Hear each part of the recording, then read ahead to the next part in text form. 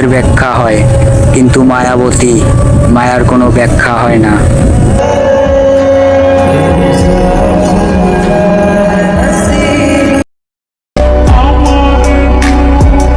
জীবনে খারাপ অধ্যায় মানে এই নয় যে জীবনের গল্প শেষ।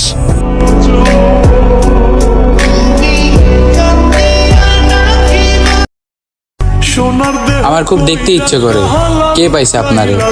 আমার খুব দেখতে মনে লয় এই দুনিয়ার ভাগ্যবান মানুষটা দেখতে কেমন হয়। আমি কেন বা পীড়িত কইরাছিলাম না যাই না তোর সনে রে, কেন বা পীড়িত।